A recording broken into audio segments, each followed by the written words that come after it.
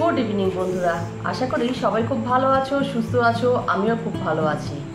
আজ বৃহস্পতিবার সন্ধ্যা থেকেই আমি আমার ভিডিওটা শুরু করলাম। আজকে সকাল থেকে কোনো রকম ডেইলি ব্লগ করিনি, মানে আজকে ইভিনিং টু নাইটে আমি কি করি সেই রুটিনটাই তোমাদের সঙ্গে শেয়ার করব। এখন তো সন্ধ্যা হয়ে গেছে, রিজু রায়নকে খেতে দিয়েছি, ওরা পড়তে বসে গেছে, আর আমিও চা করে নিয়ে চলে এলাম। চাটা খাবো আর রায়নকে পড়াবো। আর রায়নকে পড়াতে আমি কিছু কাজও গুছিয়ে নেবো, টুকটাক কাজ আছে, অনেক জামা কাপড় আছে, তারও দেখাই। দিকে দেখো অনেক জামা কাপড় আছে, সেই জামা কাপড়গুলো আমি এখন ভাঁজ করে এখানে শুয়ে বসেই আছে। আমি যেহেতু কথা বলছি, ওকে একটু পরিয়ে নিই, তারপরে জামা কাপড়গুলো ভাঁজ করবো। ওরা তারপর বাদ বাকি কাজ তো আছেই, সেগুলো তোমাদেরকে দেখাবো। চলো তোমরা দেখতে থাকো। দেখো এদিকে তো আমি চা নিয়ে বসে গেলাম। চাটা খেয়ে একটু এনার্জি নিয়ে নেব, তারপরে রায়নকে পড়াবো। কারণ রায়নকে পড়াতে গেলে আমার প্রচুর ধৈর্যের প্রয়োজন হয়। দেখো ওকে পড়া ধরছি, ও কিন্তু মুখে পড়া বলছে, ওর হাত পা কিন্তু স্থির নয়, লাফালাফি করতেই আছে। আমি এদিকে পড়া ধরছি, ও মুখ দিয়ে বলে যাচ্ছে, ওর হাত পাও কাজ করছে, মানে হাত পাও পড়াশোনা করছে, কথা বলছে। ওকে কিছুটা পড়িয়ে নেব, নিয়ে ওকে লিখতে দেব, যাতে একটা জায়গায় চুপ করে বসে তো লিখবে না, বারবার উঠবে।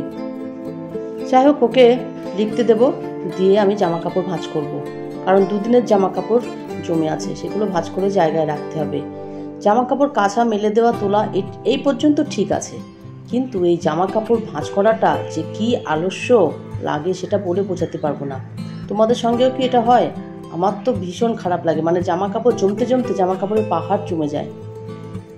আমি মাঝে মাঝে ভাঁজ করি, মাঝে মাঝে পড়ে থাকে, এইরকম একটা ব্যাপার হয়। ভাবলাম না, আজকে জামা কাপড়গুলো ভাঁজ করতেই হবে, না রায়ান তো এর উপরে শুয়েই পড়ছে। আমার তো জামা কাপড় গোছানো হয়ে গেছে, এই দেখো গুছিয়ে জায়গায় রেখে দিয়েছি। রায়ানকে এখানে লিখতে দিয়েছি, রায়ান লিখতে থাক, আর আমি খাওয়ার ঘরে গিয়ে ওই ঘরটা গোছাতে হবে, প্রচণ্ড অগোছালো হয়ে আছে। চলো ওই ঘরে কিছুটা কাজ গুছিয়ে নিই। চলে এলাম এই ঘরে, মানে ডাইনিং রুমে। ডাইনিং টেবিলটা দেখো, 6 জনের বসার টেবিল, মানে 6 সিটারের টেবিল, কিন্তু এত বড় জাহাজের মতন টেবিলটা কিভাবে যে ভর্তি হয়ে যায় বলে বোঝাতে পারবো না। আর ওইদিকে দেখো বাসন, কত বাসন জমে গেছে, কিভাবে যে এত বাসন হয় বুঝে উঠতে পারি না। আর রায়নের খেলনার তো শেষ নেই, এখানে ছড়ানো আছে। রান্নাঘরটাও অগোছালো আছে, রান্নাঘরটা এখন আর ঠিক করবো না, রান্না বান্না করে তারপরে করব। বাসনগুলো দেখো এইভাবে আজকে 3-4 দিন আছে, মানে কিছুতেই ওঠাতে পারছিলাম না, জায়গাটা ফাঁকা করতে পারছিলাম না, কোনো রকমে রান্না করছিলাম আর ওখানেই রাখছিলাম। মানে কয়েকটা দিন দেখেও না দেখার ভান করেছিলাম, ভালো লাগছিল না, এই আর কি। তাই ভাবলাম আজকে তো সমস্ত কিছু পরিষ্কার করবই। টেবিলের কভারটাও তুলে নিলাম, নিয়ে টেবিল কভারটা চেঞ্জ করে ফেললাম। আমার ঘরের কালারের সঙ্গে টেবিলের কভারটা ম্যাচ হয়ে যায়, ওই জন্য খুব একটা উজ্জ্বল লাগে না বলে এই টেবিলের কভারটা খুব কমই পাতি। আজকে অনেকদিন পরে এই টেবিল কভারটা পেতে দিলাম। মাইক্রোওয়েভের উপরে যে কাপড়টা দেওয়া থাকে, টাওয়ালটা, সেটাও চেঞ্জ করে নিলাম। ভাবলাম সব যখন চেঞ্জ করছি পুরোটাই পাল্টে ফেলি, দেখতেও ভালো লাগবে, একটু মোছামুছিও করি। এই ঘরটাতে অনেক দিনই হাত দিই না, মানে মোছা টোছা সেভাবে হয় না, কোনো রকমের ঝাড় দিয়ে মুছে চলে যাই। আজকে মানে মন থেকেই একটা এনার্জি নিয়ে কাজে লেগে পড়েছি যে আজকে সব কিছু পরিষ্কার করব। কয়েকটা দিন কেমন যেন লাগছিল, শুয়ে বসে কোনো রকমের রান্নাটা খাওয়াটা হচ্ছিল, আর এইসব কাজের দিকে তো হাত দেওয়ার প্রশ্নই ছিল না। তাই আজকে সমস্ত কিছু মুছিয়ে সুন্দর করে ঝেড়ে ঝুড়ে পরিষ্কার করে নিলাম। ওইদিকে তো রায়নকে লিখতে দিয়েছি, কিন্তু রায়ন তো 100 বার উঠে চলে আসছে আমার কাছে। তাই বললাম খাতা পেনটা নিয়ে টেবিলে চলে আয়। ও টেবিলের এইদিকে বসে কিন্তু লিখছে। আমি জানি আমার সামনে থাকলে একটু ওঠাটা কম হবে। ও তো লিখছে আর আমি আমার কাজ গুছিয়ে যাচ্ছি।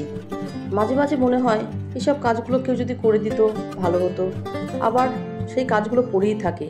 তখন মনে হয় যে থাক, এখন করবো না, পরে, এখন ভালো লাগছে না, আরও পরে, এই করতে করতে সময়টা চলেও যায়, আর যেন ঘরটা একদম জিনিসপত্র ভর্তি হতেই থাকে, মানে ঘরটা একদম অগোছালো হয়ে যায়।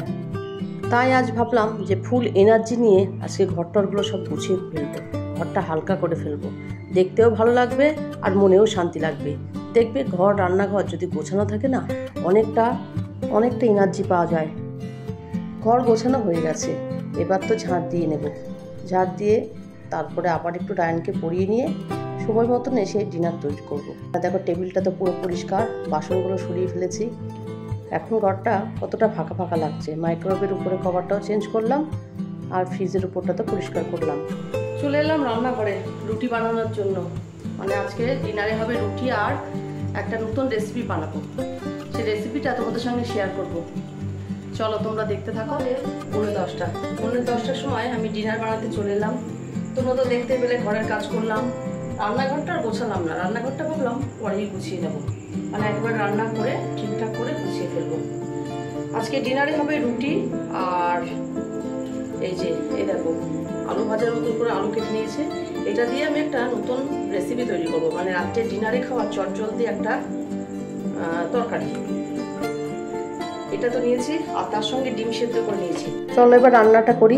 কড়াইতে তো তেল গরম করে নিয়েছি আর আমি 2টো ডিম সেদ্ধ করে নিয়েছিলাম। সেদ্ধ করা ডিমগুলো অর্ধেক করে কেটে নিয়ে সেটা এবার তেলে হালকা করে ভেজে নেব। ডিমগুলো তো ভেজে নিলাম। এবার আবারও একটু তেল দিয়ে এর মধ্যে অনেকটা পরিমাণে পেঁয়াজ দিয়ে দেব। তেজপাতা ফোড়ন দিলাম আর দিলাম পেঁয়াজ, কাঁচা লঙ্কা। এটা দিয়ে ভালো করে নাড়াচাড়া করবো। একটু লবণও দিয়ে দেবো যাতে পেঁয়াজটা একটু নরম হয়ে আসে। নাড়াচাড়া করার পরে এবার এর মধ্যে দিয়ে দেব আদা রসুন বাটা। আদা রসুন বাটাটা দিয়ে আবারও কিছুক্ষণ নাড়াচাড়া করব। এবার এর মধ্যে অ্যাড করব রোজকার মশলা, মানে রোজকার যে গুঁড়ো মশলা, ধনে গুঁড়ো, জিরে গুঁড়ো, লঙ্কা গুঁড়ো, হলুদ গুঁড়ো, এগুলোই দিয়ে নাড়াচাড়া করব। এখন নাড়াচাড়া করতে করতে মশলা থেকে তেলও ছেড়ে এসেছে। এবার এর মধ্যে কুচি করে রাখা আলুগুলো দিয়ে দেব। যেহেতু আলুগুলো একদম আলু ভাজার মতন করে কাটা, তাই মশলার সঙ্গে আলুটা কিছুক্ষণ কষিয়ে নিয়ে অল্প পরিমাণে জল দেব, দিয়ে আবারও ঢাকা চাপা দিয়ে দেব। আলুটা প্রায় গলেই গেছে, মানে আলুটা একদম হয়ে এসেছে। এবার উপর থেকে দিয়ে দেব সেই ভেজে রাখা ডিমগুলো, দিয়ে আবার একটু নাড়াচাড়া করে তারপর উপর থেকে ছড়িয়ে দেব ধনে পাতা। কিন্তু ধনে পাতা তো আমার কাছে ছিল না, তাই তোমাদের মনে আছে কিনা জানি না, যে ধনে পাতার গুঁড়ো করে রেখেছিলাম শুকিয়ে, সেটাই দিয়ে দিলাম। হয়ে গেল রেডি তরকারি। এদিকে তো রুটিও করে নিয়েছি আর এই যে আলু ডিমের একটা নতুন তরকারি বানালাম, রাত্রে ডিনারে খাওয়ার চটজলদি তরকারি। এবার তো খাওয়া দাওয়ার পালা। রুটি নিয়ে নিলাম, রুটির সঙ্গে আলুর তরকারি। এটা রিজুর জন্য দিচ্ছি, ওর বাবার খাওয়া হয়ে গেছে। আর যেহেতু এই তরকারিটা শুধু আমি, রিজু আর রায়ন খাবো, তাই পরিমাণটা একটু কমই। এবার রায়নকে খেতে দেবো। রায়নকে রুটি না কেটে ছোট ছোট করে দিতে হয়, তবে ও খেতে পারে। রায়নকে দেওয়ার পরে আমি খেতে বসবো। খাওয়া দাওয়াটা করে নিই। শুধু তো খাওয়া দাওয়া না, খাওয়া দাওয়ার পরে অনেক কাজ থাকে, সেগুলোও করতে হবে। আর সেই কাজগুলো যদি গুছিয়ে না রাখি না, পরের দিন সকালে আরও কাজের চাপটা বেড়ে যায়। মানে টেবিল পরিষ্কার করা, তারপর রান্নাঘরটা পরিষ্কার করে রাখা, এই কাজগুলো থেকেই যায়। এইগুলো করে রাত্রি নিশ্চিন্তে শোয়া যায় আর সকালে উঠে দেখতেও ভালো লাগে। চলো তাহলে খেয়ে নিই। আমরা তো ডিনার করতে বসে গেছি। দেখতেই পেলে আজকে ডিম আলু দিয়ে একটা রেসিপি বানালাম। এই প্রথমবার ট্রাই করলাম, খেয়েও নিয়েছি। খেতে কিন্তু দারুণ হয়েছে, সত্যি সুন্দর হয়েছে। রিজু ওই দিক থেকে ভালো বলছে। যাই হোক, আজ আর ভিডিওটা বড় করব না। আজ তাহলে এই পর্যন্ত। আমার ভিডিওটা যদি তোমাদের ভালো লেগে থাকে, please like, comment, share and subscribe করো। সবাই খুব ভালো থেকো, সুস্থ থেকো। দেখা হবে অন্য কোনো ভিডিও নিয়ে। Good night.